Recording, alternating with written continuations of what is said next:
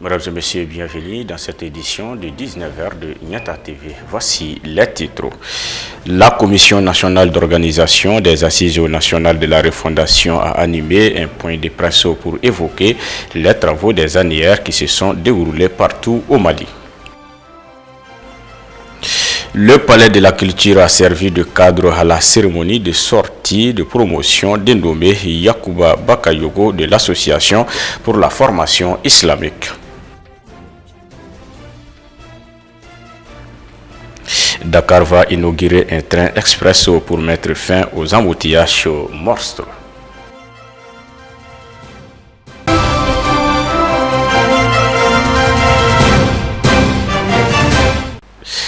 Nous allons débuter ce journal par ce communiqué du gouvernement de la transition malien. Le gouvernement a fortement réagi ce vendredi suite à un communiqué conjoint de certains pays partenaires. Le gouvernement indique prendre acte du communiqué conjoint de certains partenaires en date du 23 décembre 2021 relative à une société privée de déploiement des éléments d'une sécurité russe au Mali. Le gouvernement regrette la teneur du dit communiqué qui intervient à un moment où il déploie d'énormes efforts au quotidien pour relever les défis multiformes auxquels le pays est confronté avant d'apporter un démenti ferme à ces points sans fondement et d'exiger que des preuves qu'ils soient déterminés par les sources indépendantes.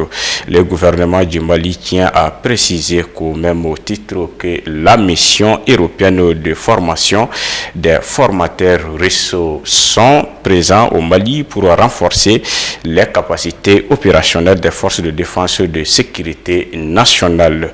Note les communiqués. La Commission nationale d'organisation en charge des assises nationales de la refondation a tenu un point de presse ce matin. L'objet de cette rencontre était de faire le compte rendu des assises qui se sont déroulées au niveau des communes, cercles et régions avant les assises nationales qui vont se tenir du 27 au 30 décembre 2021 à Bamako. Le point de presse s'est déroulé à l'hôtel Salam en présence de plusieurs personnalités. Reportage Aïssata Maïga et Salif Niare. Les assises nationales de la refondation de l'État au niveau des cercles, communes et régions se sont achevées. Au cours de ces assises, 13 thématiques ont été minutieusement abordées pour parvenir à un résultat satisfaisant et plus de 700 communes y ont pris part. Nous sommes engagés, les femmes et les hommes, pour pouvoir mettre à la disposition des différentes assises la documentation technique et scientifique nécessaire. Donc nous avons déjà commencé, depuis qu'on nous a investi, à préparer d'une façon scientifique et technique l'ensemble des 13 thématiques qui constituent aujourd'hui l'ossature totale des assises. Et sur la base de ces 13 thématiques, nous avons essayé de les diviser en 3 grandes parties: le constat, ce qui ressort, les recommandations et les actions. Donc vraiment, c'était aussi pour mettre à la disposition des uns et des autres ce que nous pouvons avoir comme éléments de base qui servent de discussion. Nous avons aussi préparé des formateurs, nous avons aussi préparé des gens qui conduisent les débats, les modérateurs et autres, pour que vraiment les débats soient circonscrits et vraiment d'une façon technique et bien scientifique. En 2 jours, comme vous pouvez imaginer qu'en 2 jours, on peut discuter des 13 thématiques avec 100 personnes de participation. Donc, on a fait cette participation, cette préparation technique et scientifique. Ceci nous a permis d'organiser aujourd'hui dans plus de 700 communes. Et les résultats qui sont sortis sont vraiment extraordinaires. Et comme je vous l'ai dit tout à l'heure, utiliser la langue nationale dominante a été un élément majeur de succès de ces assises. Pour les assises nationales qui devront se tenir à Bamako à partir de ce lundi, plus de 400 participants sont attendus. Une des particularités est la forte participation de la diaspora malienne. Nous préparons pour lundi, Inch'Allah, d'organiser les assises au niveau national. Nous allons faire venir 400 personnes de l'intérieur et à la charge de ce que vous pouvez comprendre. Ça veut dire que les gens de l'intérieur, plus ceux qui sont de la diaspora, plus autres, si on met ça ensemble, on aura à peu près 45 à 50% de participation de l'extérieur. Alors qu'avant, 80% venaient des grandes zones ici et 20 zones de l'autre côté. Mais nous avons pu renverser la tendance. Ça, c'est notre particularité et c'est ce qu'on a fait jusqu'à aujourd'hui. Beaucoup maintenant ont compris que les débats étaient libres et transparents. Cette façon de venir s'exprimer librement et autres, beaucoup de gens n'y pensaient pas. Mais quand ils ont vu ça, ça a encore augmenté et j'espère que ceci nous permettra de rattraper les éléments très bientôt. Les assises nationales se poursuivront du lundi 27 décembre jusqu'au jeudi 30 décembre 2021. Les assises nationales de la refondation de l'État sont d'une importance capitale car elles sont porteuses d'espoir pour le retour de la paix et du vivre ensemble dans notre pays. L'Association pour la formation islamique a organisé ce matin au Palais de la Culture une belle cérémonie dédiée à la sortie de sa promotion dénommée Promotion Yacoub Bakayoko. C'était sous le parrainage de M. Mamadou Djamotene. Les détails avec Soumou Yatara sur les images de Mouniridjiri. Créée en 2012 à Bamako, l'Association pour la formation islamique, dénommée AFI, permet à des intellectuels français d'un certain âge d'apprendre à lire le Coran en 3 mois. Cela est une chose vraiment importante pour tout croyant. Pourquoi, selon le parrain, tout doit être mis en place pour donner aux écoles coraniques une place dans notre système éducatif. Ça, c'est quand même quelque chose d'extrêmement important pour ceux qui connaissent l'importance du Coran en islam. C'est notre livre saint. Et apprendre à lire le Coran en 3 mois pour des adultes, c'est quand même extraordinaire, c'est une bonne chose. C'est pourquoi nous avons accepté de parrainer cette session, qui est la 24e session de formation. Oui, le Haut Conseil islamique a inscrit dans son programme depuis 2008 la question des écoles coraniques. Et particulièrement l'arrimage des écoles coraniques au système malien, éducatif malien. Vous savez, les écoles coraniques, pour le moment, ne sont pas considérées au Mali comme des structures d'éducation. Il s'agit maintenant de faire en sorte que ces écoles coraniques soient considérées au même titre que les écoles publiques. Donc, que les enfants qui fréquentent ces écoles soient considérés comme des écoles, comme des apprenants, comme ceux qui vont à l'école publique. Le Conseil travaille à cela depuis 2008. Donc, l'AFI est un complément, si vous voulez, est un bras du Haut Conseil islamique sur le terrain en direction des personnes d'un certain âge. Non, je pense que tous ceux qui travaillent dans le sens de l'islam, en particulier dans les activités que conduit le Haut Conseil islamique, travaillent pour le Haut Conseil islamique, donc bénéficient du soutien naturel du Haut Conseil islamique du Mali. Nous prions pour AFI pour que cette association aille de l'avant et elle peut compter sur le Haut Conseil islamique. Avec 37 centres à Bamako, plus les centres d'extérieur, l'Association pour la formation islamique mène à bien sa mission qui est celle d'apprendre à toute personne, à tout âge, à lire et à écrire le Coran. On remercie Dieu parce que quand on a commencé, on avait à peu près 4 centres à Bamako. Mais aujourd'hui, alhamdoulilah, on a 35 à travers Bamako, plus les centres d'extérieur. Donc je pense que vraiment on a fait beaucoup d'avance. À peu près 7000 auditeurs à travers Bamako. Donc vraiment c'est une progression pour nous. On remercie Dieu parce qu'en réalité, on les demande de payer de cotisation. Mais alhamdoulilah, ce n'est pas obligatoire, presque. Parce que les gens qui puissent payer, payent. Ceux qui ne payent pas, on n'a jamais fait sortir quelqu'un de la classe pour ne pas qu'il n'a pas payé, pour le dire qu'il n'a pas payé. Donc ça aussi c'est un objectif, c'est un atout pour nous.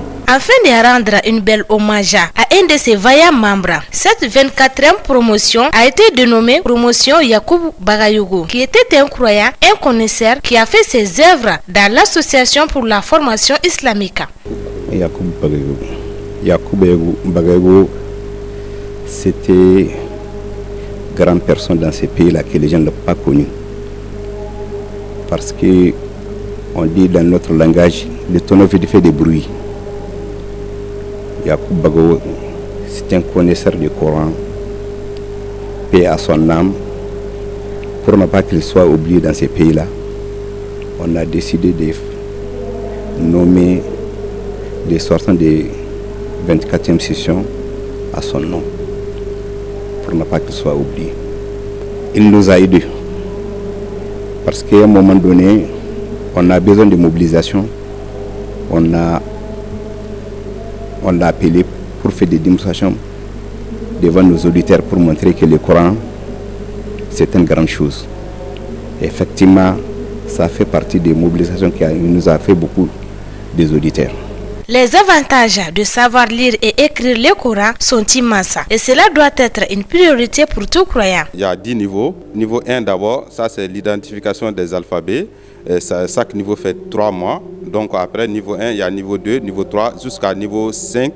Et niveau 6 maintenant, ça c'est subdivisé en des sous-niveaux aussi. Il y a niveau 6 Ali, après Oumar, après Ali il y a Ousmane, après Oumar. Et il y a Abouakar et le dernier niveau, c'est niveau Mohamed. C'est là où on donne l'attestation. Mais après l'attestation aussi, il y a les niveaux élites qui commencent. Il y a le niveau élite A, niveau élite B, ainsi de suite. Pour moi, je suis actuellement au niveau élite B. L'intention, c'est de mémoriser tous les courants, Inch'Allah. Et vraiment, c'est une quête perpétuelle. Donc vraiment, je vais rester sur cette voie, Inch'Allah, jusqu'à la fin de ma vie, Inch'Allah. Allah a élevé les musulmans par ses nobles livres. Les croyants qui l'apprennent aura d'énormes récompenses. 25 décembre 2020, 25 décembre 2021, voilà un an, jour pour jour, que disparaissait le chef de file de l'opposition, fait l'honorable Soumaïla Cissé. Le jour est triste pour ses collaborateurs, sa famille et ses militants. Ce samedi matin a eu lieu le lancement d'un livre au nom de l'illustre disparu. Amadou Niambélé a tendu son micro au président du mouvement des jeunes de l'IRD. Amadou Abdourahmane Diarra, suivant son intervention. Cela fait exactement un an, 25 décembre 2020, 25 décembre 2021. Dans la matinée de ce vendredi 25 décembre 2020, nous avons appris la nouvelle, tel un couperet, du rappel à Dieu de l'honorable Soumaïla Cissé, du président Soumaïla Cissé, de notre président Soumaïla Cissé. Avec beaucoup d'émotions, beaucoup de tristesse. Nous avons eu, heureusement, le temps, pas d'accepter parce que tout ce que Dieu fait est bon, mais le temps de pouvoir repartir. Aujourd'hui, je pense que son anniversaire n'est pas une date triste pour moi. C'est plutôt une date heureuse. Parce que l'homme avait plusieurs dimensions. Il était personnellement mon mentor et le mentor de beaucoup de gens. Il était un grand patriote. Il a aimé son pays. Il l'a chéri. Il a cherché à le servir. Il l'a servi du mieux qu'il a pu. C'était au-delà d'un Africain, un grand panafricaniste. Beaucoup de Maliens connaissent Soumaïla, homme politique. Mais il a été militant depuis ses années de fac. Vous avez vous-même vu lors de la cérémonie de ce matin un témoignage d'un de ses camarades d'université. Très honnêtement, notre génération, le monde même a besoin aujourd'hui de références. Le Mali a besoin de références. Les Maliens ont besoin de références. Et Soumaïla est tout simplement, au-delà d'une référence, un modèle pour la nouvelle génération. Un modèle d'engagement, un modèle de résilience, un modèle de courage, un modèle d'intelligence, un modèle de compétence, un modèle de rigueur, un modèle de serviteur et de grand serviteur de l'État. Il est parti, il a plu au Seigneur de le rappeler à lui et à nous, aujourd'hui, au lieu de nous morfondre sur le fait de son départ, nous devons nous réjouir de ce que nous avons appris de lui. c'est de ce que nous avons appris avec lui. Et sur ce plan, je pense que nous avons énormément appris de lui, nous avons énormément appris avec lui. C'est quelqu'un qui n'aimait pas faire les choses au hasard. Il était un fervent partisan de la perfection. Tout ce qu'il faisait était bien réfléchi, bien préparé avant d'être mis en œuvre. Un incendie est survenu dans la soirée de ce vendredi dans une maison familiale à Faladje, près du monument de la Tour d'Afrique de Bamako. En cause, des bouteilles de gaz butane auraient éclaté, provoquant le drame. Contrairement aux fausses informations qui ont circulé sur les réseaux sociaux, ce n'est pas la station Total près du monument qui aurait pris feu. Le directeur de la protection civile dans le district de Bamako nous donne des détails. On a été alerté dans les environs de 20h et quelques pour incendie dans une maison. Là, on a dépêché les premiers secours sur le lieu. Arrivé sur le lieu, il s'est trouvé qu'il y avait quand même plusieurs bonbonnes de gaz, des ateliers, puis des magasins. Donc, ils ont demandé un renfort et nous avons engagé 4 engins pompes pour la cause, avec un effectif de 48 éléments. Donc, Dieu merci, on est parvenu à contenir le feu et dans le bâtiment. Parce que quand vous regardez, il y avait des risques quand même. Une station totale à côté, à quelques mètres. Et puis les voisins aussi. Et pour le bilan, il y a eu un blessé. Et ce n'est même pas grave parce que c'est au niveau de ces avant-bras. Nous avons pu maîtriser le feu à temps. Nous déplorons vraiment leur manière d'emmagasiner les bonbonnes de gaz. En plus, quand vous faites ce genre d'atelier dans une maison, ils doivent prendre comme des mesures adéquates. Normalement, il doit avoir des premiers outils d'extinction de feu, notamment extincteur ou autre matériel. Mais c'est avéré qu'il n'avait rien comme outil d'extinction de feu. Oui, à vue d'œil, c'était grave parce qu'à distance, on voyait des bonbonnes de gaz exploser. Puisqu'il y avait des explosions, la population quand même était là avec vraiment plusieurs risques. Parce que ça pouvait sauter, venir à la station, pouvait blesser d'autres personnes aussi. Mais Dieu merci, il n'y a pas eu aussi de pertes en vie humaine.